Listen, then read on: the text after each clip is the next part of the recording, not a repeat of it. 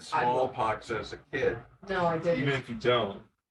I think my mom at one time told me, I think I had mumps or the German measles, but I had all the vaccines, but then, but no, my doctor said, get the shingle, get the last booster. It's like, okay, could you stop poking me?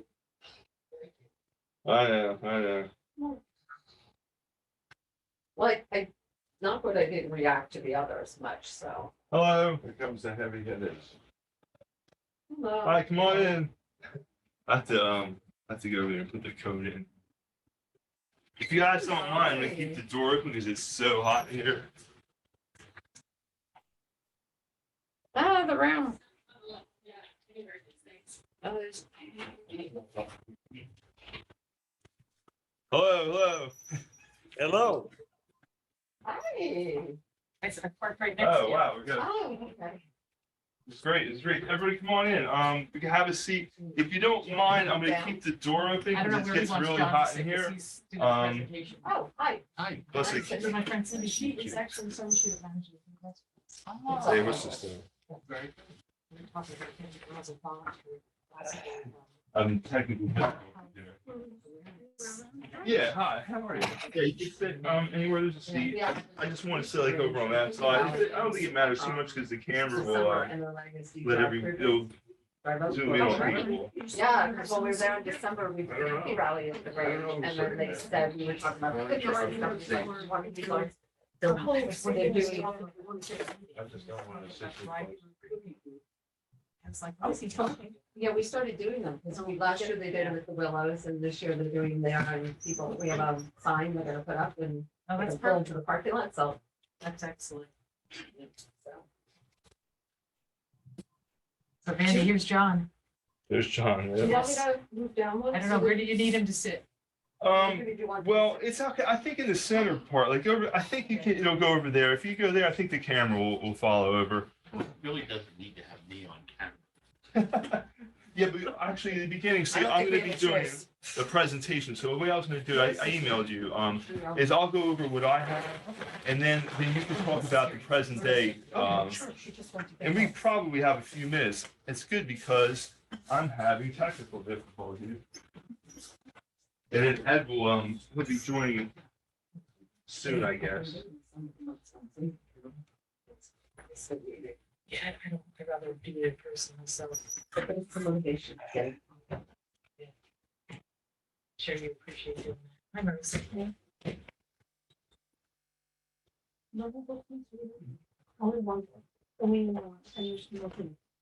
Just a friendship there. They know it's done in 3 countries. Well, it's another message. So I'm gonna try this one more time with the mirroring. And if not, I think I'm gonna reboot it because 2 people are into the waiting room. See, technology. 2568.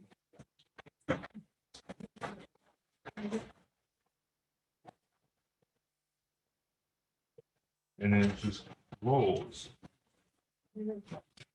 No, you good. You good.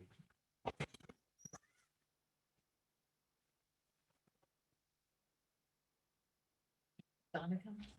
I think so. As far as I know, I haven't heard anybody's not. Yeah, the ones just.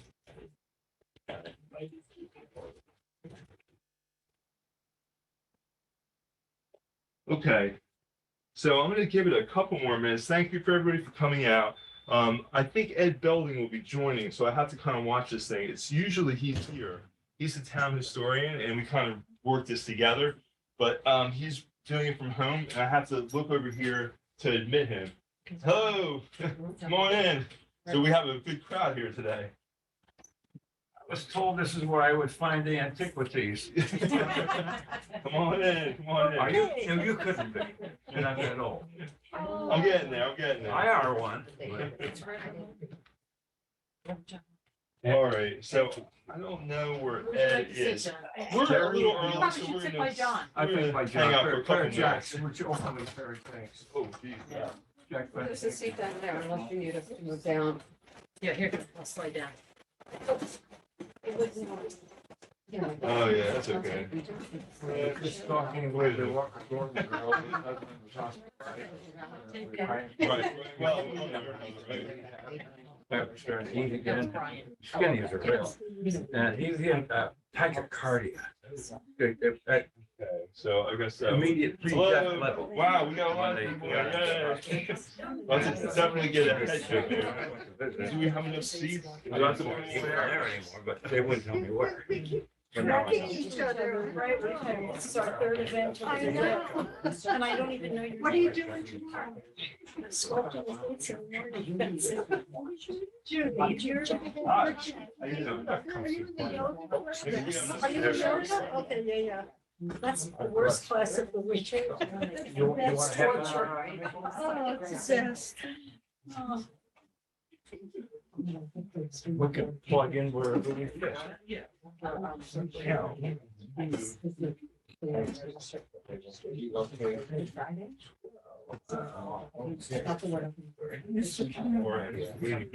so we still have people coming in, so we're gonna give them some, we're gonna wait a little bit. That's okay, yeah, wait, or, I couldn't zoom. I've gone to something. it's actually, it's pretty easy. For me, it's more of a challenge because I have to look at, over here, how to admit people, and usually I don't have to do that. And then I also usually I have Ed here, which makes it a lot easier because we're like kind of co-host I it. don't see. But, what? Right. So, he's been a good yarn and everything, but he's not here yet. And I don't think, he's not here either. I don't know if he couldn't dial in. He's home, but there's enough people here that know about the grade down, right? It's just that I want to just wait a little bit longer to see if he's going to show. I heard about the spelling bees and all the contests and things that they did. I read about it, and yeah, people had fond memories. Hello. There's one more seat, Sticky. Yeah, we can pull the other one out too. There's this one, and then there's this one. Sure. I was giving blood, so. Wow, look at this. All right. Happy. Yeah. Oh, we're here. I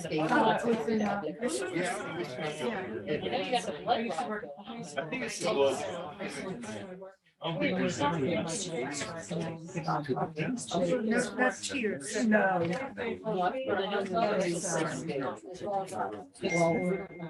It's not. Yes. Okay. I'm always ready. And so. Okay, so I don't know. 5 minutes out of me. Okay, I'm gonna start, and I don't know where Ed Belding is a town historian. He usually comes in and we kind of co-host this thing, but he's not feeling well and he's at home. He was gonna dial in, but I don't know if he was successful in dialing in or not, but that's okay because I can go through a program, and luckily we have a lot of people here that know about the Grange that can take it away and fill them in much more knowledgeable than I am about it. So what I'm going to do is talk about the Grange and the history here of the Grange in South Brunswick and how it started, along with the slides. And then when I'm finished, then John is going to take it over. John, it's Benedik, right? Is the president of the New Jersey Grange organization, and we also have a longtime member, John Maltby, here. So, and then they can take it away from there. So I'm going to start off with mine, the presentation and the history of it. And if you have any questions along the way, that's fine. And then after that, I'll turn it over to you guys. All right? Okay. I just want to keep my eye on this just to make sure. If anybody sees anything down in the corner there, it says that there's somebody waiting or admit, just kind of let me know. I'm going to keep an eye on it too. Okay, so thanks for coming out. As you can see, the Grange was started a long time ago, and it was a national, it was a national organization, and it began. Somebody needs to go in the waiting, is in the waiting room. See? Did you start? There you go. That's Ed Belding. So, okay, we're good with, so Ed's actually a good person to have on. It's just let me make sure he's here. Hey, Ed, is that you? Yes, the Lone Ranger has arrived. Okay. So we're all here. That's great. That's great. And I was just saying that I'm going to do the presentation on what I have about the history. And then, you can feel free. You can't see what's here on the screen, but I'll narrate to you what's up there. And then when we're done with our presentation, I'm going to turn it over to John Benedict and John Maltby, and then they're going to take it from there since, they're longtime members. So how's that sound? Sounds very good. Okay. Donna. Oh, hi. We have somebody else. There's another chair on that side. She's more Yeah. qualified than either of us because she was born to it. Okay, good. Well, almost on the township line between South Brunswick and Plainsboro. She's a Walker Gordon girl. Oh, My Walker dad Gordon. was. Yeah. My Yeah. dad and my What's that? grandfather. She knew Elsie. Oh, yeah, we're gonna talk about Elsie. That's great. What? Elsie. Elsie Yeah, Elsie, the cow. yeah. I used to work across from Walker Gordon. At Permanent. Okay, so like I said, we're going along with this. Anybody has any questions or anything they need to add, they can surely do that. And then I'll try to get everybody here. Another person in the waiting room, yeah. Yeah, wow. So yeah, we got 16 and at least 16 here. That's a great turnout. So the Grange just started in 1875 nationally. And there's up here, you can read about the slide and what they did. But the problem is they didn't have the police force. There wasn't a police force. And you guys can correct me along the way if you feel something you can add to it. But it was a way of people banding together, the farmers in the community, because there wasn't a police force, and they needed a way to protect their crops and their property. So they started off with vigilante groups. When you say vigilante today, it has a different connotation of something bad, kind of like thugs with baseball bats. But that wasn't the case. These were people just in the community trying to protect their property. So what happened was Pioneer Grange #1 was formed in 1872, as you can see up here. And the two people I have up here are Norman Schwarzkopf Sr. and his son, Norman. He didn't want to be called Storm Norman, but everybody knows him from Desert Storm. So even along with him being, Herbert Schwarzkopf being the first superintendent of the state police, he was also a member of the Grange. And being a member of the Grange, I think he lived in Trenton, I believe, but he came up here and was one of the members of the Grange. I mean, Lawrence. I think Lawrence. Maybe it was Lawrence, and also I think I saw records he lived in Trenton too. But you're right, it could be Lawrence. But he was south of here, and he came up. And the remarkable thing about it was that Schwarzkopf also. Hello, come on in. There's a. Yeah. We got one back here. Yeah, We it's a could good take the thing. one out of the door. You know what? Here. No. Close the door. Yeah. You know what? You can sit. You can take these guys. You can sit over here if you don't mind. You can have a seat Or there. just. Okay, so we have a big crowd. Oh, shit. Good. That's as little as I can show you. Okay. Okay. Okay, so I was saying that the Schwarzkopfs are really big with the beginning of the Grange here and Pioneer Grange #1. And in addition to being the superintendent of the state police, Schwarzkopf is also the lead investigator on the Lindbergh case, and everybody knows about the crime of the century. So there's a lot of high-profile people that were members of the Grange back in the day. So the way this was down in Hopewell, which isn't, it's across from here, but the state police headquarters are in West Trenton, down in Ewing Township. So it's a really local type of thing. And these are slides that I have. Like I said, they're vigilante societies. I don't want to read from it, but like a lot of the places had these Granges.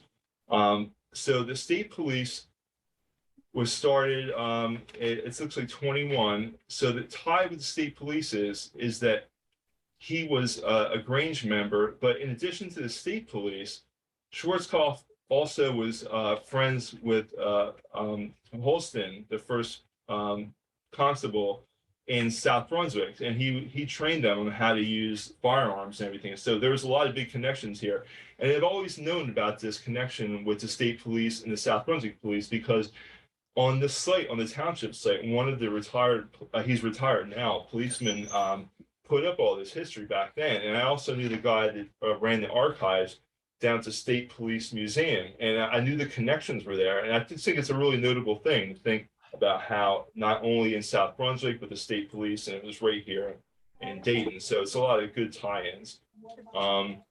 So the first constable right here was, the first policeman was actually John Holston, but he didn't hold the job for very long. And then Fred Holston came along, and it was a way to protect everything in town. And as the stories go, there's a lot of stories about how back in the day when the state South Brunswick police, it was run out of his house. And so everybody was there. And I remember one story, it was reading, there was an accident, an automobile accident, and they had to help this guy, and they wrapped him in a blanket, and he was bloody. And, the wife, Holston's wife, was really upset because I was like, that's my new blanket, so you can see how everything's changed over the years back in the day when someone actually ran it out of their house.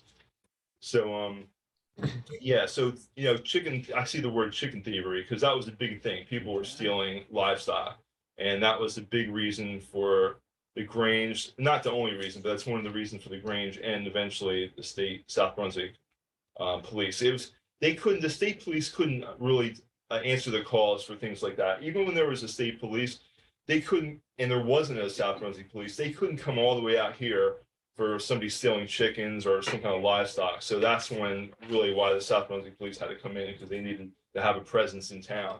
And that's when Schwarzkopf came in and helped train them. And then I have a picture here that's Richard Ilnicki, the police commissioner. This is one of the first cruisers that were bought for the South Brunswick police. And then here, Ilnicki was a member of our Grange as well. yeah, Ilnicki, yeah, I did. I saw that he was in there. I was looking through the archives, and I see that he was a big part of it. And he was a botanist himself. He worked on plants. He was Rutgers, yes. Yeah, up at Rutgers, and I saw his books. And he have some of our plants out there that we have out there by the flagpole were actually the ones that he created in honor of his daughter. He named one of the plants after his daughter. Daylilies. Oh, so you know. Hybridized, yeah. Okay, so you know. What's that? Another person. Oh, another person? Okay, so excuse me for a second. You see, I gotta get a chair. So, yeah, and these pictures, I have a lot of great pictures of I'll Ilnicki. move there and you see. No, you're right. Don't make me pretty nervous, it's all right. It's much under the line. So, Ed, if there's anything you want to add, feel free. Yeah, I have quite a few questions, Randy. I just wanted to start off with getting the numbers straight as far as when the Grange started and the anniversary celebrations that they had. Who remembers what? You mentioned start in what, 1875? Yeah, I have to go back. I don't have it memorized. It was even before that. Oh, someone took notes. Here, we have 1875 nationally and 1872 for the Pioneer Grange. Is that That's close. that's close? Right. That's what I have. I have January 24th, 1872. Okay. Was the start for Pioneer the Grange. Pioneer Grange is 72. Okay. Pioneer Grange, right. 1867. Now, It's a national. using my fantastic math skills, I'm figuring out that the 100th anniversary was 1972. Yep. And I don't know if anybody in attendance remembers that one. Maybe they could talk about it. What anniversary celebrations were going on then. But then if you add 50 years, that gets you up to 2022. So that means that the 150th anniversary was celebrated last year. Right. It occurred, it hasn't been celebrated yet. Oh. It commenced. It's a work in Oh, progress. okay, it's good that I asked because we have to keep it straight for the calendar. And we'll have a new calendar coming out in 5 years. So the 150th anniversary is going to be celebrated in 2023. Is that correct? It was a continuation of how we began last year, but we didn't have enough people to celebrate when we started. Okay. So in other words, Randy and I, the people in the Historical Society and so forth, we can spread the word to make sure that the celebration for the 150th is going to be a big deal. And people in South Brunswick should be aware of it. The problem that we have is we don't have a local newspaper anymore, and so it's difficult to get the word out. But the library has some resources on the computer and so forth to make a big deal out of it and to get people to attend. How's that sound? We haven't planned anything for the 150th yet. Well, but you have the whole year, 2023. Very true. Pioneer Grange was inactive for a number of years, and it's only last year that we kind of got our act together and became active again. And we've taken in some new members, and there's renewed interest in the Grange. And now we're working on our infrastructure, if you will, with getting the building fixed up and doing, we've driven by the building. They've taken down the shrubs because we were concerned that the shrubs and trees around the building were encroaching on the foundation, which could cause problems to our 80-year-old building and some other things there. So we want to celebrate the 150th this year, but we don't have anything firmly set up. But we definitely will let you folks know when we have something ready to go. Okay, that's excellent. And have you worked at all with Terry in Dayton and the Dayton Historical Group? Yes, we have. Yes. John, I became a member.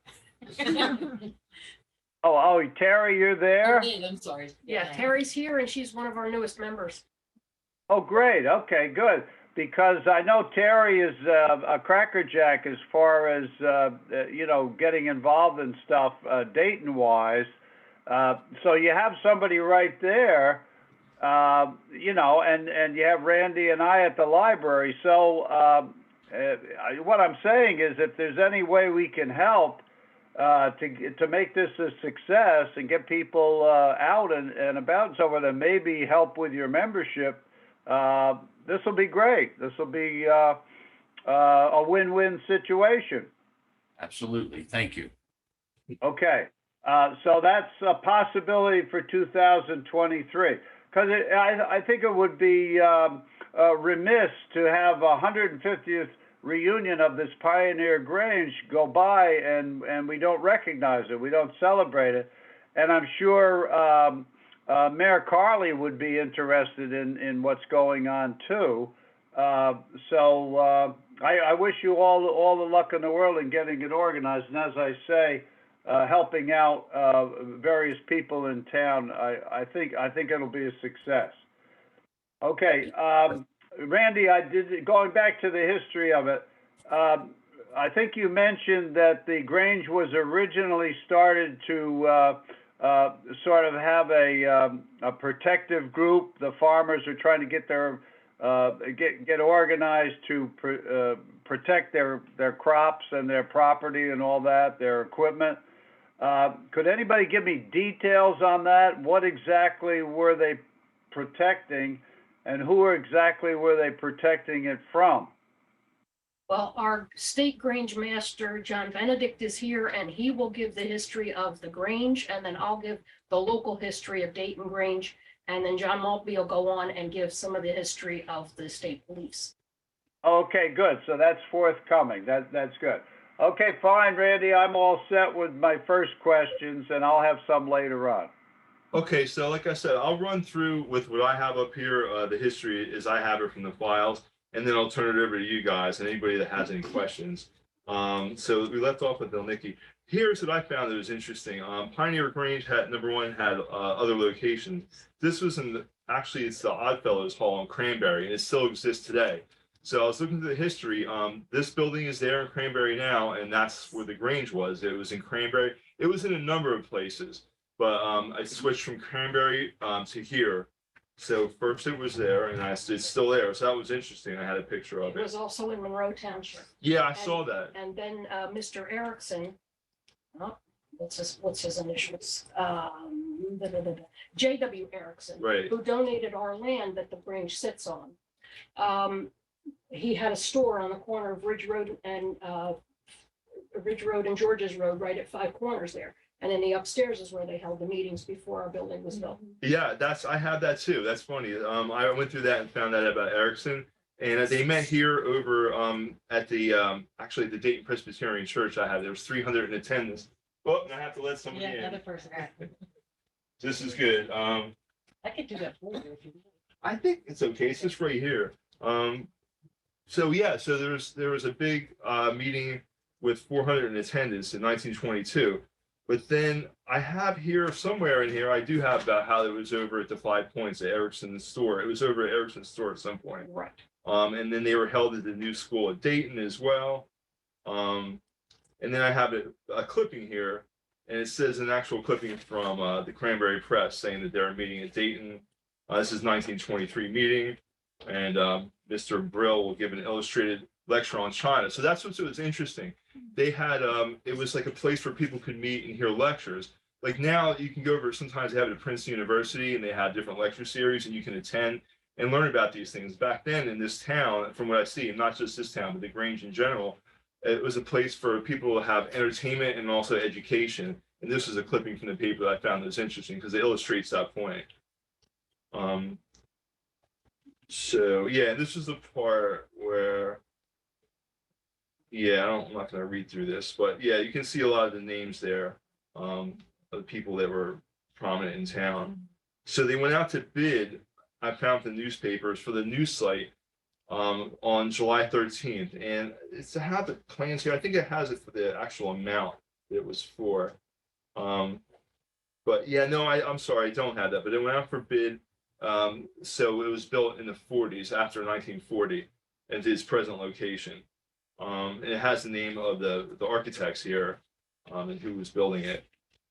But there was one of the members, Charles Ortel. I don't know if I'm saying it right. Did people know who that is? It looks like I've heard that name. Yeah, he was a member, but also, just as an aside, he was working at this gas station.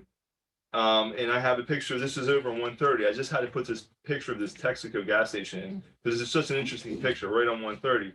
But he was held up, and he was locked up in a room back there. But he was a kind of a prominent Grange member. Is that by Dye Road? I don't know where that is. I can't find. I had that picture, but I don't know where on 130 that is or was. It's so long ago. It's from the He 40s. was murdered? No, there was no murder. It looks like they Oh, just okay. locked him up, and it was the good old days. They just locked him up in the back Okay, room. because when I was a child, the gas station on 130 there in Dye Road, I grew up on Dye Road. Uh-huh.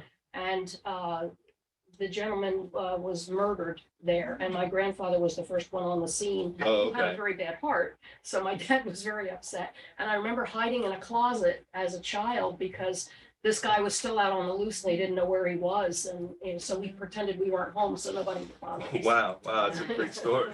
Yeah. Yeah, I don't know. Hey, if that's Randy? the same gas station. Randy? Yeah, what's up, Ed? You mentioned the name Ortel. Right. I know, I'm not sure, but Doris Curran's maiden name was Ortel.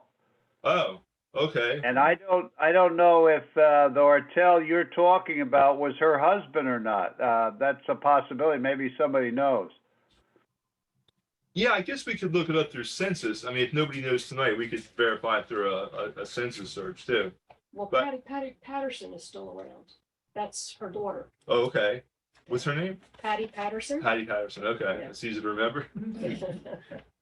We had a Lloyd Ortel in this police department, one of our offices. I don't Okay. know if it's an extension on that family or not.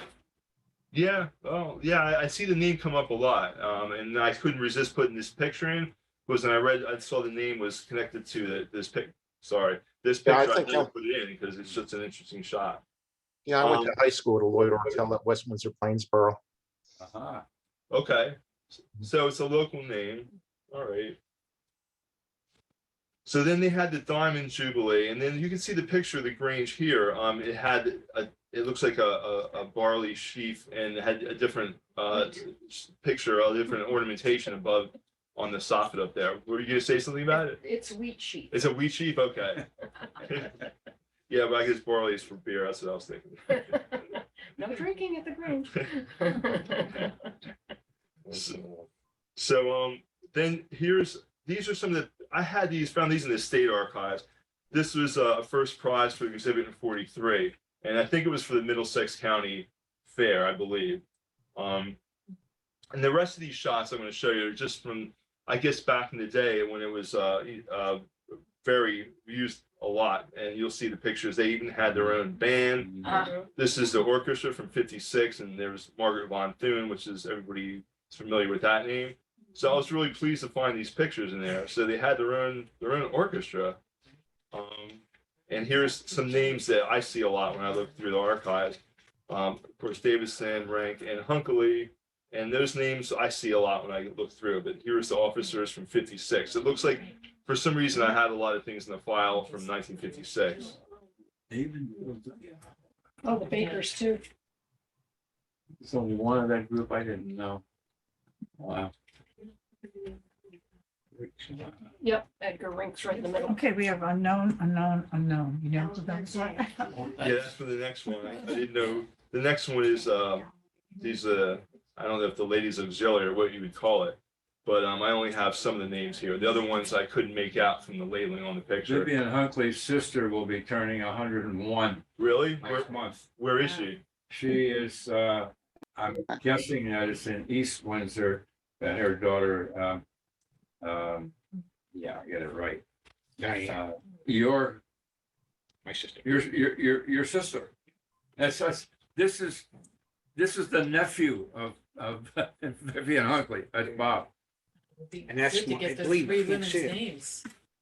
Yeah, that's my great aunt on the far side. Mrs. Doc? Yeah. Oh, I remember her. Really? Yeah. Wow, that's great. You know the three Vera unknowns? Stewart will be Someone's gonna know. 101. Am I right? Pardon? Vera will be Should be 101 in February. and some point cards ought to be sent, whatever. But We get- living with daughter Diane, are they in East Windsor? West Windsor. It's West Windsor. West West Westland. Windsor. Yeah. By the way, if anybody's interested in these photographs, I can send them. Just send me an email and I can email you the photographs because I have them all digitized. Okay, I made a list of some of our old timers that I'll bring up later. Okay. Of these names. You'll Okay. probably remember them. And Randy, can someone get the unknown names? Yeah, Yeah, I that's mean, Vivian if we can- Hunkley, the second one. the But second, she's not, We got- no, okay, but so we the it's have one. three unknowns Hunkley, there, and the three third unknowns. one, yeah. So Three women. I Yeah, know everybody those knows. faces, but I can't, I bet you that's Ann Alsheimer. John, what do you think? The one in the back, the tall one with the dark hair, I think that might be Ann Alsheimer. I can't tell you I that. can't tell you that. I came on board 2 years after that picture was taken, so I joined. Transferred to Allstate New York. So- There were the young ladies of that time. Mrs. Doc always wore old fashioned. And then these are, it's kind of hard to make this out. I tried to put a newspaper clipping in here for the 88th birthday and 60. And talk about how the tables are decorated for each month of the year. So these are the type of things that happen at the Grange, these are the type of get-togethers. And they had a skit and it was called the Community Grange, and it was performed. Nancy Baker displayed her tap dancing skills. That's what I got. That's what the article says. So these are the type of the events that were happening back in the day. And there was a beauty queen, Barbara Yeah. Michelle. Barbara Mokel's, Vocal, okay.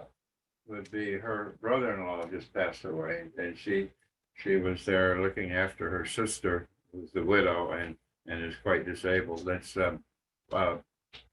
Pauline, that's Bert Schneider, Pauline Bert Schneider would be Barbara's older sister, and Barbara was Bernice. State Grange,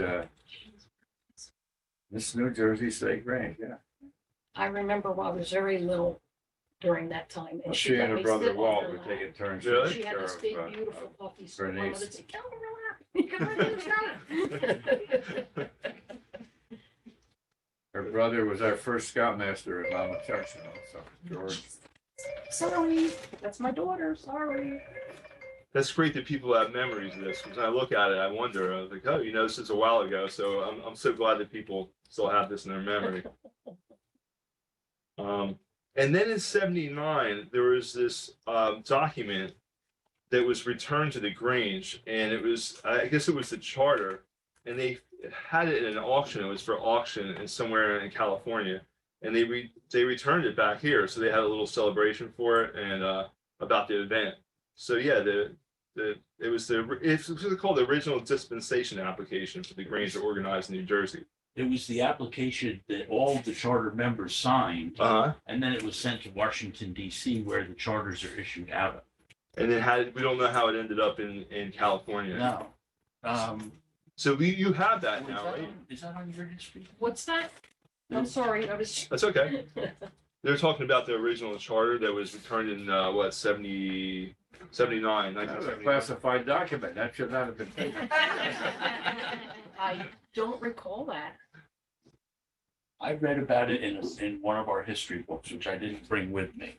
But it was the folks that returned it had, I forget the story. I'll find it and send it to you. Okay. To update this. It's pretty close to what you have there is accurate, but there's a little more information that the folks that found it in an antique store were Grange members, but they were members in California. Okay. And when they saw it, they knew it had value. It would have value to Pioneer Grange. So they went to, I think that I don't know if it was in 79 at the National Grange Convention moves around the country. Mm-hmm. And it may have been out in California in the late 70s. And they went to the convention and they ran into the then State Grange president, Jack Maple, who was from Lawrenceville, and they returned it to him, and he brought it back to give back to Pioneer. Wow. Is that how we got It's back amazing our to get tools? The set of tools? That's That may usually, not have anything to do with it. that I think was found in California. Well, that could be. You see that bottom line there? So you said it was signed, right? You said it was signed by the original members, the charter members? Yes, they've Wow, they've all had to fill in their names and their names and their address. I don't know. I don't think it has addresses. I have a picture of the one for the Grange that I belong to. That I was down in our headquarters in Washington DC a number of years ago, and I think it just lists. I think they just signed their names. I don't think it has addresses. But the top part, the Grange fills in where the Grange is located, and I'm sorry, I'm wasting time with this. That'd be something to see though, with all the signatures on it. It must be you actually viewed it, right? So there is a book of all of them in Washington DC in our National Grange headquarters. And I didn't really focus on pioneers when I was down there. I was more interested in seeing the one for my own Grange. And then my great grandparents were charter members of White House Grange. And I took a picture of their. So it just had, it was directed to the Secretary of the National Grange, town of, and this one I have a picture of is Clinton. We had a Grange in Clinton. Okay. And it says the undersigned have organized the subordinate Grange in the town of Dayton in this case, or I don't know if it's a Dayton or South Brunswick Township, probably Dayton, Hunterdon County. And and most respectfully ask for a dispensation and charter. And then it lists the folks that were the applicants, the charter applicants for the charter. And there was a fee of $15 $15. to be Big sent money. to the National Not Grange. bad. It was $15 in 1905. Wow. Wow. We did the That's one big bucks then. or when the one for Stanton. 3 $5 gold pieces right there. But we can, there's a whole archive of them. I have to admit, I don't know where the document that came back to Pioneer is. It's probably in a file in the building. But if it's not there, we can get a copy of it from National. They've digitized a lot of that stuff. So We can come back again and bring some of our Yeah, stuff that we have. sure. Yeah, that'd be an interesting thing to have, like, old documents. I'm surprised that I don't remember this because it would have been discussed over Sunday dinner at Oh, my yeah. grandparents' house. I don't recall that at all. Yeah, I found it pretty interesting. So yeah, it'd be great to look at the archives. Oh, and look who we have here. Oh, look at that. That was that when guy? my Who's that fingers were guy? straight. I could do that. I can't do that. This isn't from the Grange, but I know how you were known for performing magic. This is from our pictures that we had. This is actually the library, I believe. So there's Reverend Maltby doing his famous magic tricks. That's juggling. Juggling, oh, yeah, but you did magic though, no? I did both. Okay. The juggling I picked up from W.C. Fields going to the movies back in the 30s and the early 40s with my parents. And I wanted to be like him. Well, you know, he was one of the first people to try to get prohibition back. And his famous speech always began, "Down with rum." You know, but it didn't work. People kept drinking, so he went along with it. Oh, he wanted prohibition. Oh, sure. Okay. Wink, wink. Right.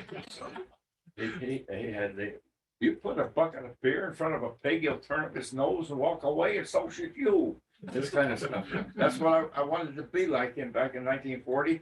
When I was like 6 years old, I wanted to be W.C. Fields. But no, look how I turned out. You did good. It was shtick. You did good. And then remember, this part is, Bobby Krieger, yeah. there's a lot of texting here. The one thing I wanted to ask was, I assume he's a member of the Grange, and he was in the file, but I couldn't confirm it by any of the documents I have. So he started the Agriculture Museum at Rutgers, but he was also a member of the Grange. Is Oh, that yeah. okay?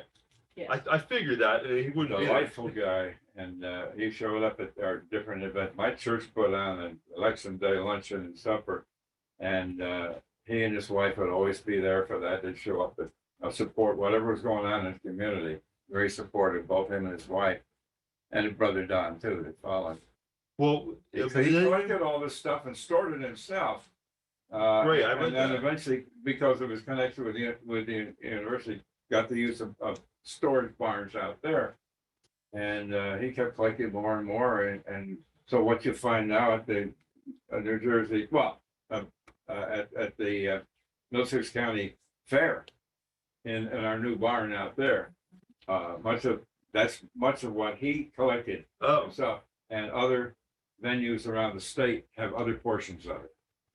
so some of it's at When the the, Ag Museum closed, the items were distributed around the state to venues such as ours at Middlesex County Fair. so there are many places. So, yeah, you can see Yeah. quite a bit of what this man collected It was by a just huge going to the collection. county fair. Yeah.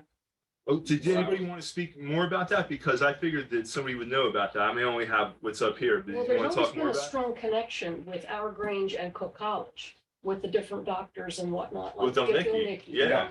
And Dr. Krieger and whatnot. You know, Dr. Krieger's house is that blue Victorian on George's Road across from Summerfield. Blue was- Victorian, the Maybe Applegate House? The big blue, I think that's Victorian? Applegate House. Applegate House. Yeah, the Yeah. real nice Victorian, yeah, Yeah, yeah. I don't think it's blue anymore. I think it's like white. Yeah, well, they might, right. That's true. oh, So Pioneer Grange started the movement towards having the Museum of Agriculture. I found in one of our old books in 1974, they introduced a resolution which was then sent on to the state range and adopted by the state range that there was a need for an agricultural museum. And it took a while before it all came to be. And it was the efforts of Dr. Kruger and Bob Simpkins, who was a member of the Grange that lived in Yardville, that really got it going. In 1984, Mr. Simpkins testified before a joint appropriations committee requesting an appropriation of $3 million for the museum, for the state legislature to create and fund the museum. And Senator Walter Ferran, who was a Hunterdon County person, who was very dedicated to agriculture, was a big proponent of the museum and helped get it passed. And then in 1985, Rutgers set aside 2.65 acres of land on the campus of Cook College, adjacent to the experiment station, research barns and pastures. And that's where they constructed the building at a cost of $3.6 million for the two-story, 30,000 square foot exhibition building. Construction began in 1988, and it was open to the public in April of 1990. And the Grange was, for the whole existence of the museum, the Grange was very active with helping raise funds. Several members of the Grange were on the board of the Board of Trustees for the museum. Docents, absolutely. And Dr. Kruger's Krieger, was a big part of it. And it's decreased funding that it forced the museum to close in 2011. And like Reverend Maltby said, the collection there were a lot of duplicate items, so they sold those at auction. And then the other items were donated, like Holcomb Jimson Farm in Lambertville has some of the collection. Oh, It was- yeah, right there by the canal, yeah. It was kind of spread around the state. They wanted everything to stay in the state. There were some things that were donated to the Smithsonian.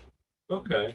Now, I'm not familiar with square footage, but when you said how many square feet it was, it sounded large, is that large? I mean, It's a good size. Yeah. It's 2-story. It's 2-story. When you walked in, there was a central hallway. It has a commercial kitchen because now the building is being used. I think you can go and like rent out the commercial kitchen for part of a day.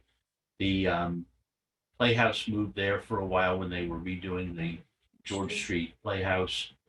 There was a large auditorium type room. And I think there were one on each side. The one was smaller than the other. And then upstairs there was exhibit areas and it was open that you could look, the balcony, thank you, you could look down into the first floor. It was an interesting building. Excuse me, I didn't hear. When did they close it? Not that long ago. 2011. 2000. Took several years because once they realized they needed to, they couldn't, the state decreased, it was funded by the state for a long time.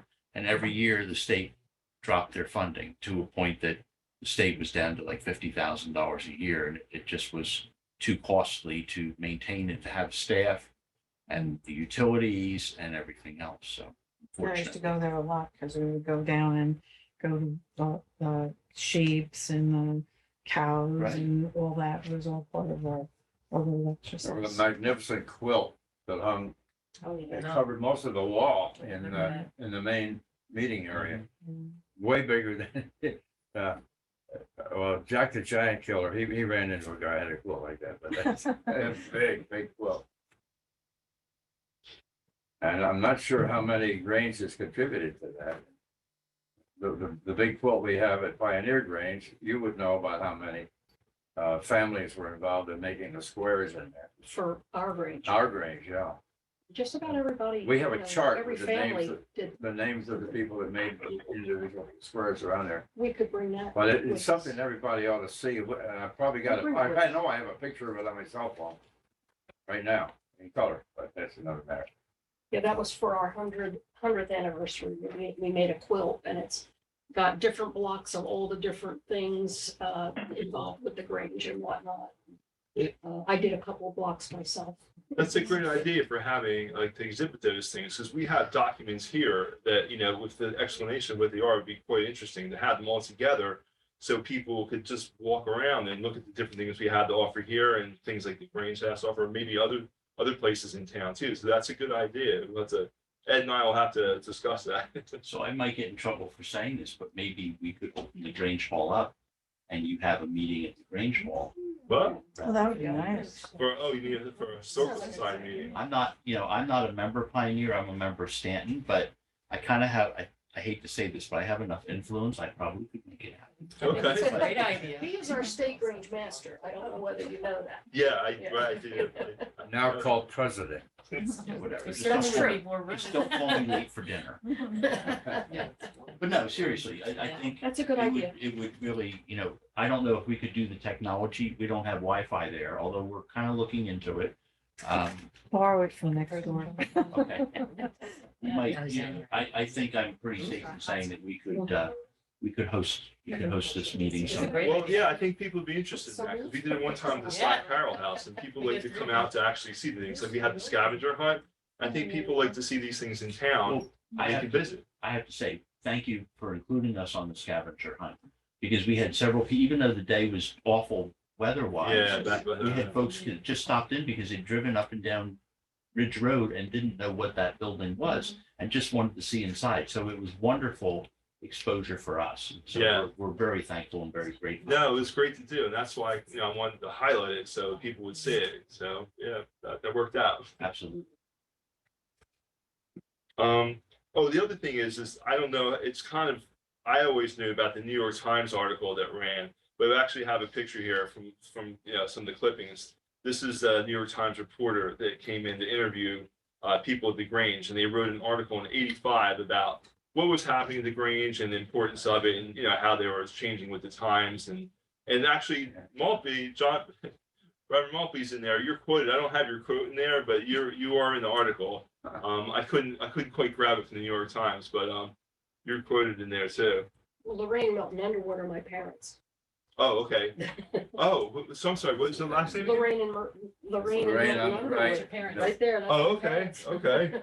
And Archie and Myrtle Mershon were my And mention grandparents. So that's Elsie, gonna there's bring us- Elsie. That's Do gonna you bring have us to that the photo? next. Do you have No, that? I don't. Oh, wow. This is the next thing. I don't know if this is one of the Elsies here, but I'm talking about. I don't know. That was my dad had one of the LC cows for Right. Walker Gordon.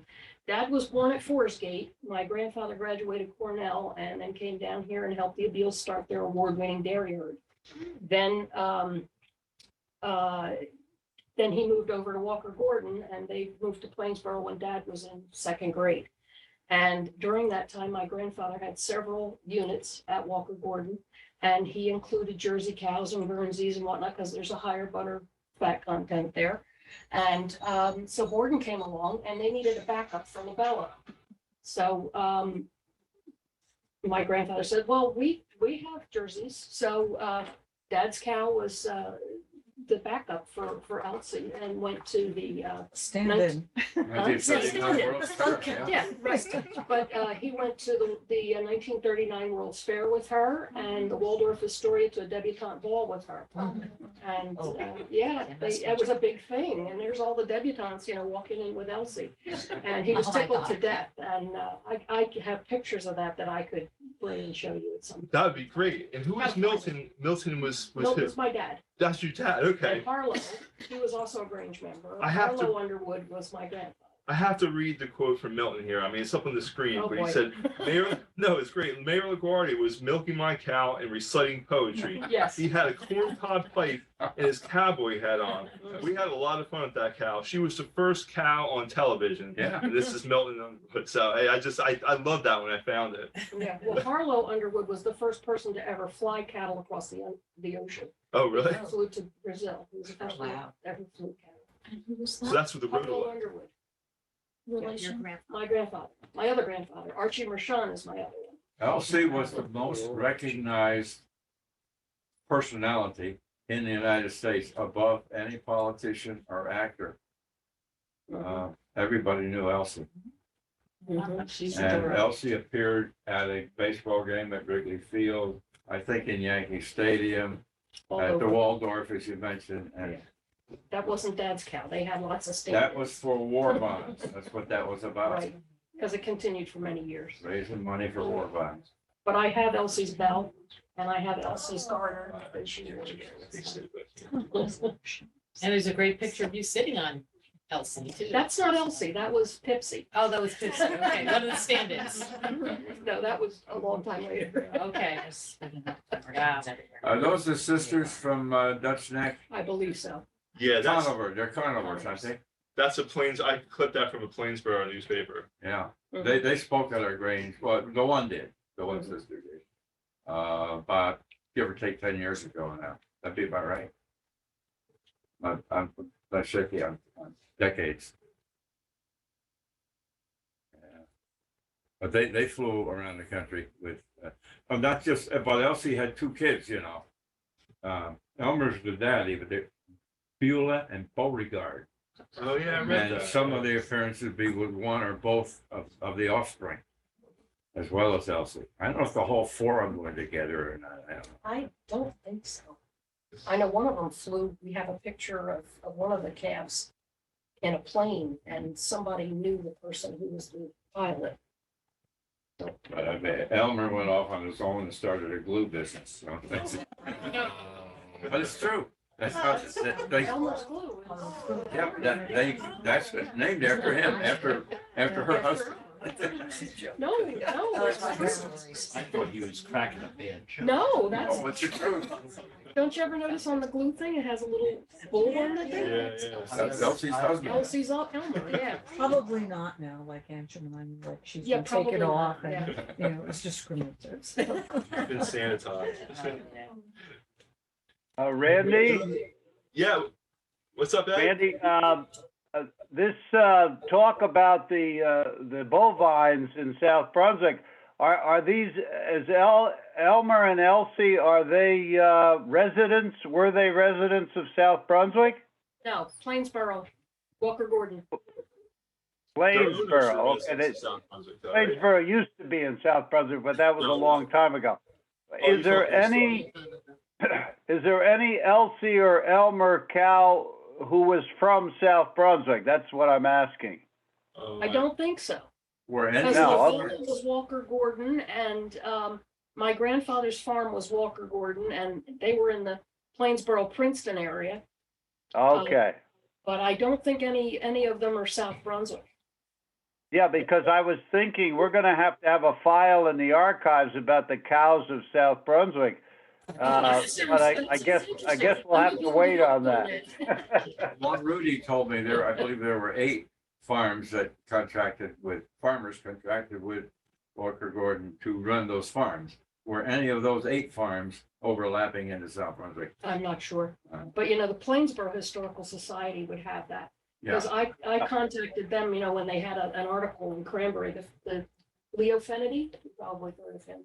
And I said, my dad had Elsie the cow. He goes, no, he didn't. I said, I got pictures. And he goes, oh, really? And then there was a whole big thing where they had to rewrite what they had in their history that, my dad was part of that.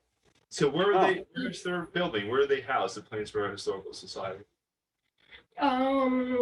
On the old Plainsboro Road in Scudder's Mill, there's a big house there. At least that was the last. That's where it was last, okay. I heard, yeah. And Cranberry Historical Society might have something on that as well. Yeah, But if you contact some of those people, because that's where Walker Gordon was, so they have a lot more of that Elsie history there. where the rotolactor was, right? Yes, Yeah, I actually remember it. as a kid, Yeah. yes, I do too. One of the last ones out here is, this is from Norman Schwarzkopf Jr. It was a letter of congratulations for the 125th. And so I don't know how he wrote the letter, but I guess someone contacted, okay, you know I the was story. the lecturer at the time. Okay. And I ran the celebration for our 125th. And I contacted him and said, hey, your dad was a member of our Grange and we're celebrating our 125th. Well, I got this thing back. Well, if you want me to attend, you have to pay for that. I said, no, we're not wealthy, but we would, if you could just say, send something like a letter of congratulations or something that we can read. And I had that framed and it was hanging in our Grange and it has since been stolen. Oh, really? I'm not having it anymore. Well, Probably because of the signature. Well, at least we have a digital copy. What's that? At least we have a We have a digital digital, copy. Yes, good. Yeah, maybe we'll send that, we'll print it. Put it back So in. that's the story. Okay, I wonder how it happened. Yeah. And then more in the modern times, the Grange had community cook-offs.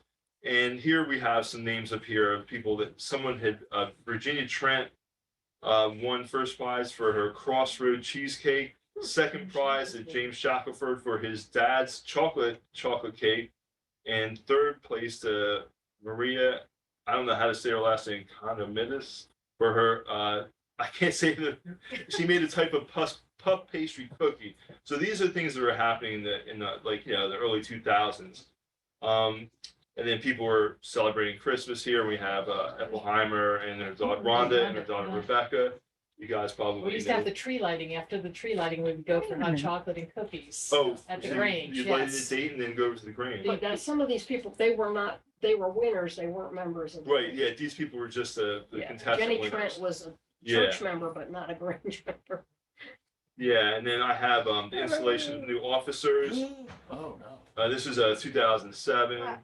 How did I get in here? Oh, that's you. Oh, look at her. You're all There over you the are. place, John. Horrible picture. Oh, and your mom. And then later on, they sold things at the craft festival, and this is from a newspaper clipping. Yes. Pat Geller was selling some things there. So you can see how the Grange changed to do different things. But the last slide I have here is, I said, today the Grange is staying relevant and reaching out to community in new ways. So they have a Canva. Canva is a graphics program. They have a Zoom tutorial for Canva, how to use it. They have, people are celebrating, the Chinese New Year, the Girl Scouts are there. And they're still keeping, they had Law Enforcement Appreciation Day, which was just, I think, last month or earlier this month. So I'm just trying to illustrate how the Grange is moving at the times, and this is the type of thing they're doing today. But if you look back at what they did traditionally in holding lectures, it is something they did in the past, even with, like, for example, having a tutorial on how to use Canva, which is a graphics program. So it's kind of full circle. And that's my last slide. So if anybody else If would you like. could blow that bottom left, you can't, but you can see the quilt in the background hanging. Oh, you can. Yeah. That is the quilt. And look Yeah, who's there right it in the is. middle. That's a great quilt. Oh, my I'm God. in there too. That was at No, a, that's an old guy. that was at our November or December meeting. We had just, That's we'd right. taken That's- in that's some new recent. members.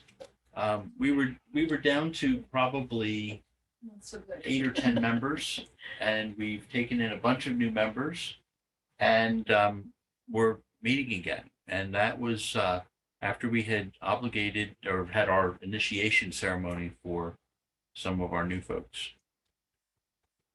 So you were down to 8, and where is it now approximately? Well, 8 is not the right number. I think we were actually 16. We only had probably 8 that were active. 8 active.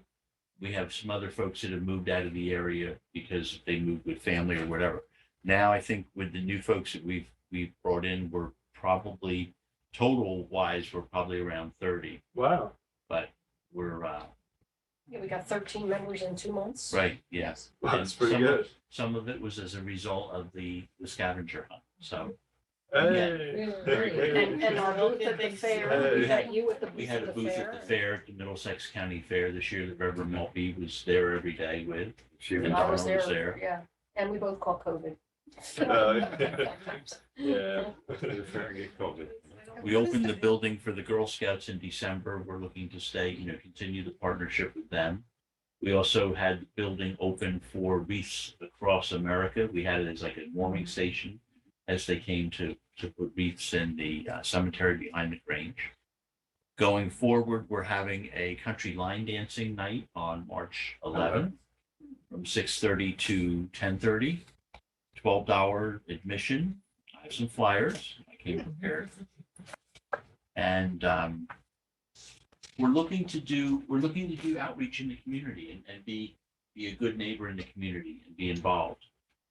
So this is just one of the steps we're looking to do, arts and culture things that will help support the Grange so that then we can give back to the community. That's, the Grange was originally started by farmers in a way to help the farmers. I don't necessarily agree with the vigilante group part of it, but the Grange was formed to, a lot of the local Granges had co-ops. So they would trade crops, and it was mainly for the farmers, but you don't have to be a farmer to join. We're a diverse group. I'm a banker. Donna was a banker in her career, and now I work for Siemens in Plainsboro. our president is a real estate agent, among other things. Reverend Maltby, Bob Turton is a member of the Grange, both pastors. So there's lots of diversity in the Grange. And it was also a way for North and South to come together after the Civil War. That was the Okay. big, part of it. And to get fair prices for their land as the railroads were going through. So they didn't get bulldozed, that they had to give their land away. And the electricity in the farmland was the Grange. Rural delivery of the mail was the Grange. Big And proponent. then the state police, as you discussed. Yeah. That's why I wanted to I actually grabbed these pictures from the Lunar New Year, and that was from your page because I just wanted to, like I said, like illustrate how it's changed, and you're doing Zoom presentations, and the Girl Scouts are being there. But that's it for my part of the presentation. If you guys wanted to continue with anything else. Well, just a part, because I was also riding the first aid squad for 53 years until various things that knocked me down, cancers and other things like that. And when I can't ride anymore, chief won't let me on the rig because now we got 2 patients. So. But I'm still with them. But I did that for 53 years. And when I first came to town, most of the traffic was handled by state police. We had one full-time police officer. You've met him, Fred Holston. Olson, okay. And he was the chief, but he was also the only full timer. We had part timers, maybe half a dozen. And I gradually turned into how many we have now, 75, whatever. But the population has boomed and farms have turned into something else. But at that time, I had one motor vehicle accident of my own, caused by Mother Nature and ice and so on. And it was a state trooper, not one of our local police, who was there and gave me a ticket for not knowing how to. I come from upstate New York. I should have known better. And don't trust any road in the wintertime if there's ice on it. But I found out the hard way. But it was a state trooper, and yeah, go back to the 1920s. The big change going on in the country after World War I, the horse and buggy era was changing to something else. And the automobile, Henry Ford, really, his Model T was really changing history at that time. So that all these dirt roads, now you had motor vehicles scaring horses and kicking up dust and whatever, and accidents. So you had a traffic enforcement and traffic covering things that could hazardous stuff on the road that were way more than a local community could ever handle. And one police officer and a couple of part-timers couldn't do it. Right. So you had a huge need, but their squad car, you saw one of the early ones.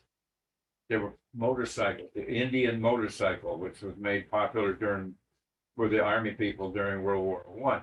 That became the vehicle available to a lot of our police officers then, which were state police. My father was a country lawyer upstate New York, and one of his clients was one of these New York State troopers who had been in a bad accident and nearly lost his leg and so on. But we didn't have OSHA at that time, but there was my father worked for the insurance company to handle the case, and I still remember the misery this guy went through. He couldn't work and so on. But the state police were the ones that handle most of our traffic by this point. And you were right about Mrs. Halston having to receive wounded people into her kitchen and didn't like it because she was a neat lady. He said that on me. Yeah. I wasn't there. Well, that was true. I'm not And I knew that her old. well. Fred and I rode together on the squad some. I also took him one time when a ladder gave way. It wasn't fully latched. It was one of those two-part ones, and it slid down and hurt his back pretty bad. And I transported him, my buddy.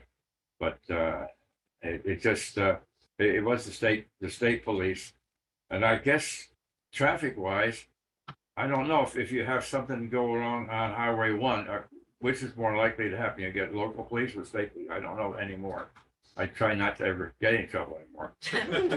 Well, if you live on Dye Road, they ask what side of the road did they land on, because one side's South Brunswick, one side's Grange. That's right. We got Plainsboro on. Fight over us. That's right. 27's the same way. Yeah, Yeah, right. different county. Yeah.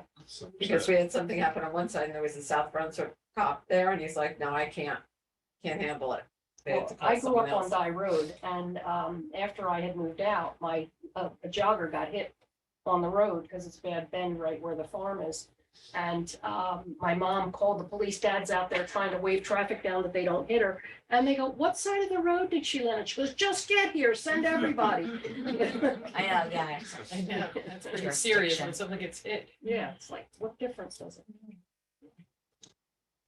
So, well, I'll give you a little history that I have here. Now, this was actually written by my mother for the 125th anniversary. The Grange celebrated its golden anniversary. So there's going to be some repetitive because you've brought some of this stuff up already.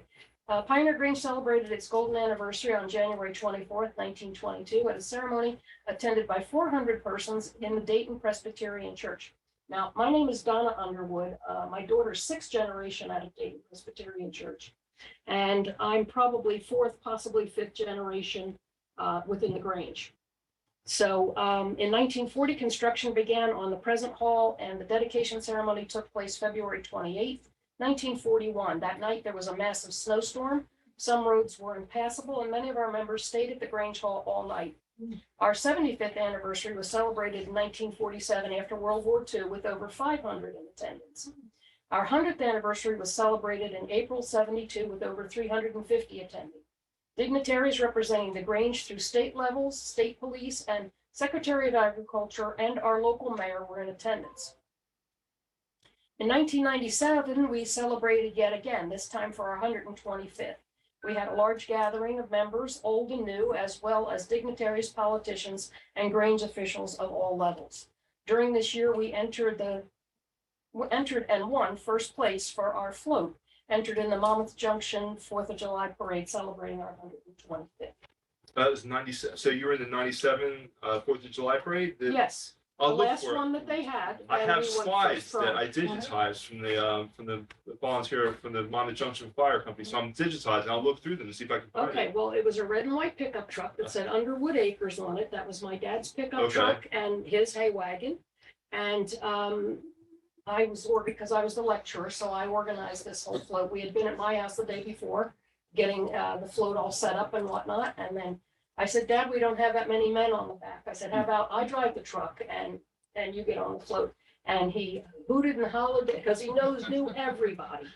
And we came back and I had left he had gone on to a family picnic. And I had this 3-foot trophy there and the keys hanging on it. Here's your pickup truck. I said, we won first prize. So he was so happy. And he stopped at Harriet Terrans and Alice Fecty and different people that had helped with the float to say we had won. And then he came home and he never woke up the next morning. Oh. So he had a wonderful last day. Wow. Wow. And that should be put in the archive. Yeah. A nice Yeah. story. Yeah. Well, he was so happy that, but he had seen everybody. He went to a family picnic, saw his family, Wow. won first What a prize, story. and then, So his life passed Checked out. before him. Yeah. right, checked out, right. Wow. Wow. So, yeah, that was our float. But I wrote down some old timer names that you might have heard of. Actually, Lorraine and Milton Underwood, you saw them, that's my parents. Archie and Myrtle Mershon, my grandfather Archie, he owned where Wetherell Plantation is. And longtime potato farmer initially, and then went on to wheat and soybeans and whatnot. My other grandfather, Harlow Underwood, was a member of our Grange. He was dairy from Cortland, New York as a kid, and then came down in this local area. Then you've got people like Asa and Julia Davison, Ernest, and I forget, Mildred Duncan. Yeah, there's a younger generation. Yeah, then there's Ann Alsheimer, Fritz Kuhn, Helen and Dick Ilnicki, Harriet and Harold Tarrant, Alice Fecty, Joyce Rudy, Otto Dietmeyer, Nina Potter, Harold Erickson Sr., Harold Erickson and Peggy Erickson, this would be Junior, Jean Hand, Edna, Woody, and Karen Jensen, Edgar and B. Rink, Jean Hand, Nina Potter, Steve Velje, Earl and Dot Rink, Mildred and Ernest Young, Irene Zeifus, Marge Vernola, Virginia and Arthur Terhune, Lenny Boyer, Everett and Evelyn Moore, Helen Wolfe, Yulel and Henry Van Toon, Ray and Martha Baker, Ella Dye, John and May Dye, Vivian and Clarence. Hunkley, Ida Dock, and Herman and Van Toon, Hermie Van Toon. What was his wife's name? Alma. I'm a Oh. school teacher. So there are just some names that I thought of going through my history. I recall, going as a baby and sleeping on the chairs because the meetings were so boring for a child. And Mom played the piano, Dad was the gatekeeper, and they would have rummage sales every summer. And people would donate their stuff and then we'd sell it and that money would go to the Grange to do other things. We'd have potluck suppers and the place would be packed. That's why we had that big piece of property, because there would be no place to park. Oh, okay. So they would go over to the church and park at the Dayton church and walk through the cemetery to come to the dinners. But we had chicken salad, scalloped oysters, ham and scalloped potatoes. We had all these different things. Jean Hand was always the person in charge of the dining room and whatnot. So we always did a lot of different things. We've had craft shows, guest speakers. That was the lecturer's job. I was a bank manager and I would talk to my customers. And this one time I was talking to this gentleman who was a 4-star general. And I said, would you like to come? And he came and he gave a nice program and whatnot. And then another one of my customers was a guy named Mookie. He was a photographer to the stars in Hollywood. And he came with all his photographs and whatnot and showed everybody, you know, his work. And this is the old golden age of Hollywood. So that's our Grange. Good stories, very good stories. A couple things about your dad. He confided in me that during his time overseas with the military in World War II, a lot of the guys, I know my uncle was one of them, they developed great skills with cards and various kinds of gambling and so on. He did not. Oh, really? But your father did not. He said, I knew what I wanted. And I put that money away. Whatever I earned, that was put away because I wanted to buy a farm. And he bought a farm on Dye Road, where I do believe you grew up. I grew up and I still own it. It's Yeah. 50 acres on Dye So Road. that was his wartime income. Yes. Do you know what we paid? We paid for that in 1952? Uh-uh. $13,000. In what year? 1952. Oh, 52. I thought you said 92. I thought like. 52. Okay. Yeah, 13,052. But he had quite a sense of humor because at those suppers we talked about, he was in charge of coffee. Yeah, and we had big crap pitchers where you go to, they refill people's coffee. So, but all the tables were table A, B, C, D, E, F, G. And he'd tell me, go to H. Yeah. They didn't want coffee. Yeah. The standing guy between Milton and me. Yeah, he served in Nigeria Maple in World Leaf. War II and came down with malaria. And so he was honorably discharged and sent back home. Army Air Corps before it was Air Force. That's right. Does anybody have any questions about the Grange that we can try to answer? Not just Pioneer, but the Grange as a whole? I'm sorry, Kim, you may have gone through this already. Was there a precursor to 1867 of the Grange? No. The 1867 was when that was when we became official. December 4th of 1867 is our birthday. Oliver Hudson Kelly is the main founder of the Grange, and he was born in Elk River, Minnesota, and he moved out to Boston, and his family had a farm in Boston. He did a bunch of things, and he later became part of the Federal Department of Agriculture. And after the Civil War, he was dispatched to go down south and visit farms and see what they needed to help them after the Civil War. As he'd go into a farm and he told where he was from, nobody wanted to talk to him because he was a hated Northerner. So he soon learned that he was a Mason. He was the first person to join the Masons in Minnesota. So he casually mentioned he was a Mason, and a lot of the farmers were Masons. So as soon as he mentioned that, all sorts of doors would open, and he would be more successful with conversations with them and whatever information he needed to try and help them. He realized that there was a need for an organization to help the farmers.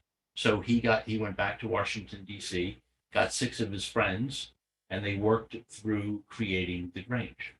And that's how we really got started. So a lot of the the ritual and so forth of the Grange is based on the Masons. And in our history, it was a secret group. There were special knocks you had to use to get into a meeting if you came late. There were passwords. There were all these things to keep the meeting secret so that people wouldn't come in and try to learn the secrets of the farms in the area and steal and probably goes back to the chicken thieves and all of that. Now, as time has gone on, that's part of our past. Now, we just want people that want to be involved with the community and help their neighbors in their community to join us and allow us to do the things that we're doing in the community. Well, Kelly and the other 6 founders had the wisdom to see that unlike other fraternal organizations that were men only, there probably were some women, like the Ladies' Aid was always ladies in the church, but a co-ed organization made a whole lot more sense because it was the entire family that was being served. In the 1860s, it was either walk or go by horse-drawn conveyance to get there. And you would have something in a town, a rural town that served the farmers around them, where there'd be some recreation, the suppers or whether.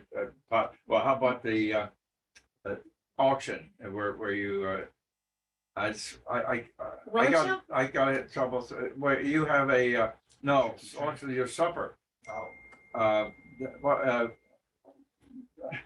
The lady made supper for two, and the men bid on it, Oh, and okay. whoever I won remember that dish, won the lady that made it also for the evening. Oh. Like the What do you basket, call that? like the basket, you know, you, There's a you- name for that. Box social, thank you. a box Box social. social. Right, And, right. but I'm thinking of. I told that to a group that had Girl Scouts in it at one time. The Girl Scout leader was incensed that said, I mean, that's like, I don't know, ancient days with the women are like slaves. Says, no, we weren't taking advantage of women. But I couldn't make any, so we don't talk about box socials anymore, but it was a good idea at the time. But the Grange allowed women to hold office. Matter And of there fact, one Debbie is- Johnson was our first female. One has to be a president. woman. Yes. The lady assistant steward has to be a lady. The what? The lady assistant Assistant steward is steward has never to a be- man, but the steward or the assistant steward could be anybody. And the master is now the president, could be a woman.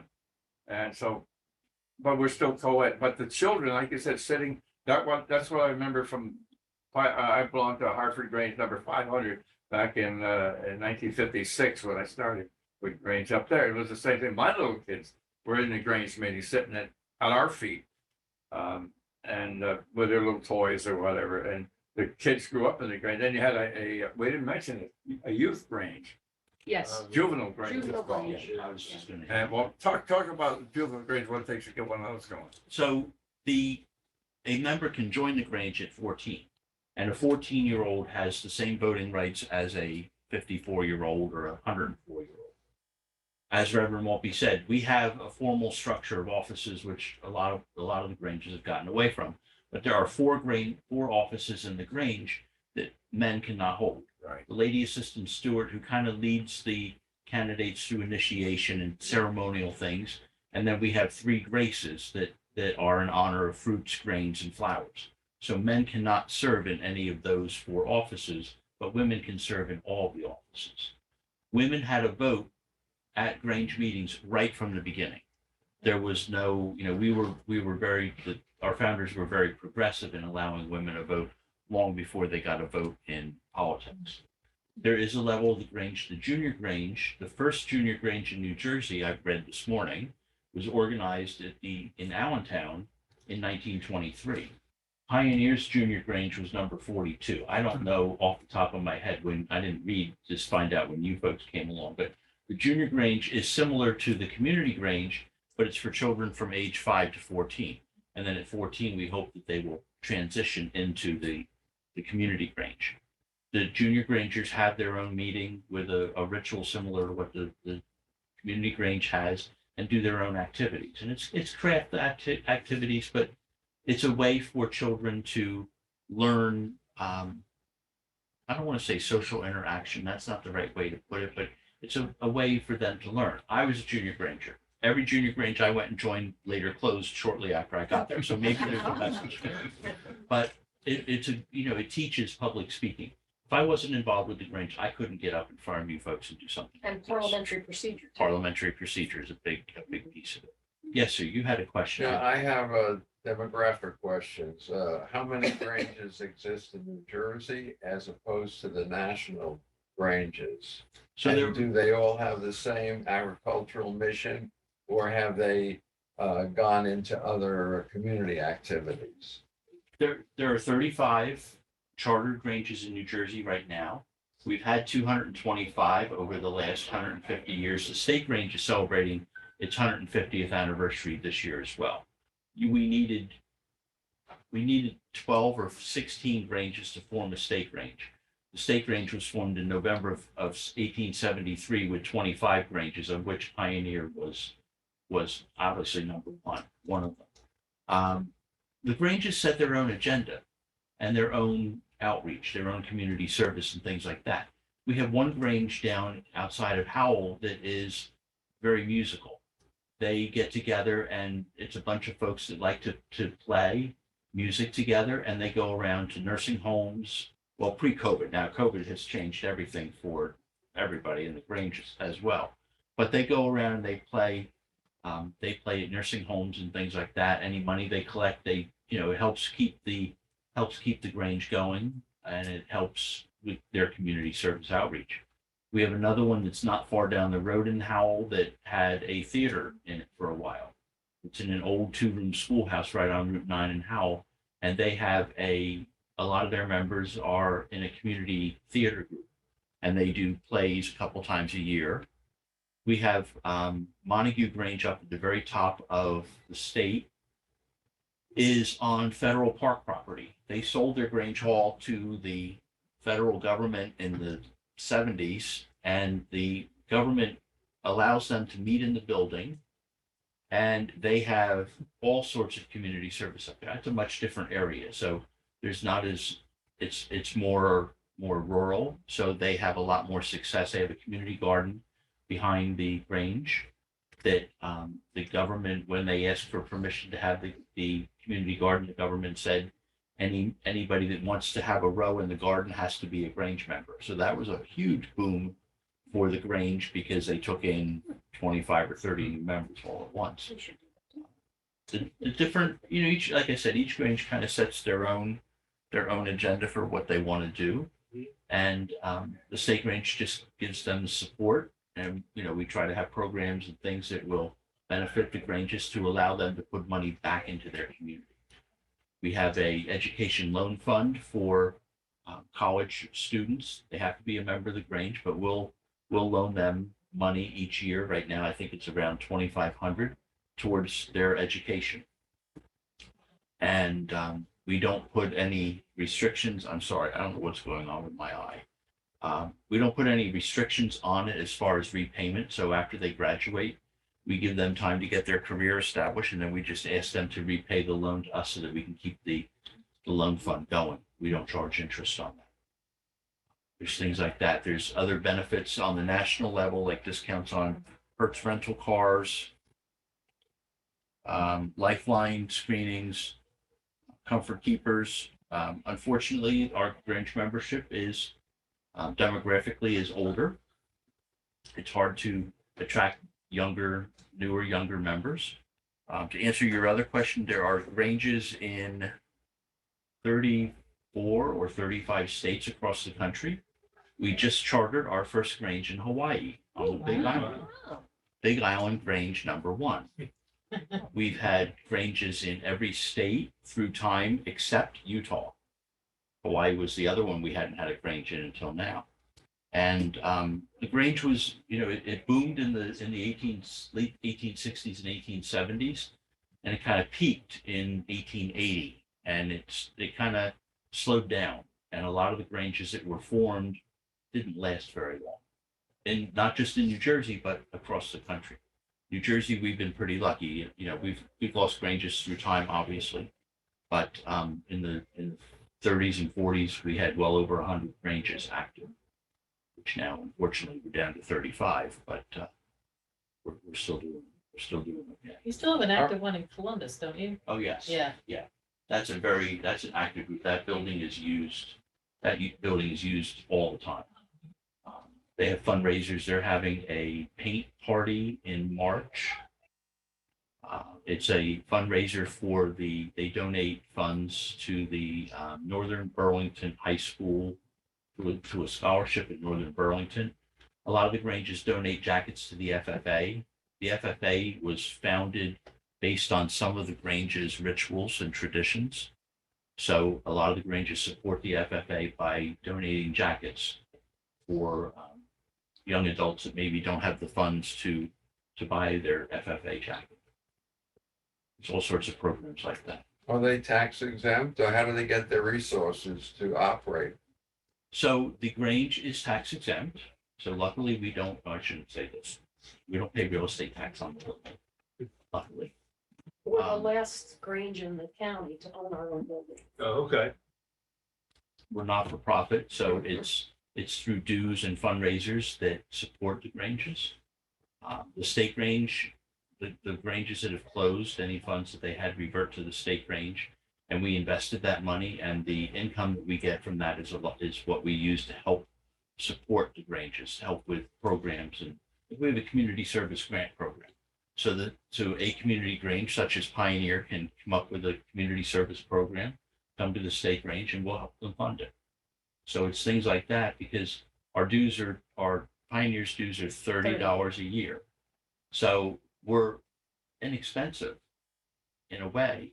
But that money, the state Grange is trying to do programs to help keep that $30 in Dayton or Stanton or Farmingdale or wherever, you name the town that we have a Grange in, and that's what we're trying to do to keep the Grange active and keep it relevant and visible. And there's, a lot of activity going on at Pioneer now, with lots of things that lots of ideas of having lectures around community gardens, and Terry is now a master gardener, and we're looking to partner with groups to let them use the building. The building is sitting there, so we want it to be open to the community. Did I answer your question? Thank you. I've got a suggestion for a program, because he's sitting right next to our lecturer, and that's Bobby. He's a forestry, I'm not the lecturer, I'm the Marshall. vice president. right? It was a warden. Warden, state forestry warden, and not all of the land is farms and or developed. I don't know what percentage of New Jersey is forest. You would know it. It's quite a bit. South Brunswick is, believe it or not, looks developed. You go up in the air and it's not that. A lot of it's swamp. But I have a suspicion. Don't tell anyone. Don't tell them they I have a suspicion there'd be a good program, Yeah, you and some of your fellow fire people. Put something together would be. They used to get by in these. In fact, I did one for the Grange back in Donna would be the one. to talk. 89. No, I'm not the No, lecturer, why? I'm the vice president. That's what you are.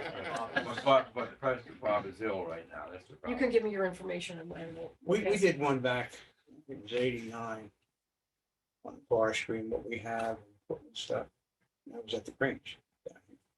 Mhm. And Well, we might be able to put out a program for more people than just our members.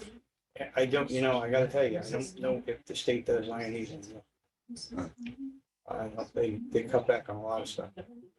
We used to go all over and give, talks about it. Hey, think about it. Yeah, do you have the drones of the area? that you No. can show? We usually go up in helicopter, we have Oh. Hueys, Oh, okay. so we have small Hueys, and then we have the big ones, which we use for dropping water and stuff. We also have fixed wings, they come out of South Jersey. And Terry's gonna do something for us about master gardeners, are you not? Yeah, we're gonna try to get a lecture, in the hall, and we'll see what happens, and we'll certainly advertise it, make it interesting for the community. How many farms made up the Grange originally? And how many farms do we have today? I can't Who would know? Yeah, we need somebody. I know the number of farms is, I don't want to say very small. I should know that number because they talk about it. The Grange has delegate seats at the Department of Agriculture's annual convention every February. And I should know the number of farms in the state, and I don't remember what they told us last year. But what it was 50 years ago, 100 years ago, obviously is much different than what it is today. I want to say I don't know what they classify as farms either, because folks that live next door to the house I grew up in, they call themselves a farm because they've got some apple trees.